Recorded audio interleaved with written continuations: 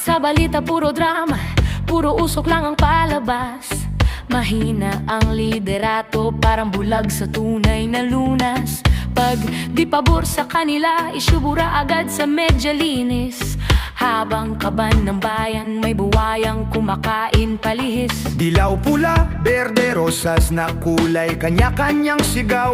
Problema sa kahirapan, ayuda lang ang pinagagalaw. Hindi kulay ang sukatan sa pagmamaneho ng bayan, kundi tapang, malasakit at dangal na may paninindigan. Tama na, sobra na, gumising na bayan. Wag na tayong pumayag na muling maisahan. Kung tayo ay watak, watak, wasak ang kinabukasan, magkaisa bumangon, ipaglaban ang karapatan. Sa ilalim ng isang araw, hindi tayo magkalaban. Kung hati ang puso ng bayan, tayo rin ang masasaktan. Hawak kamay, sabay-sabay, walang iwanan bawat isa.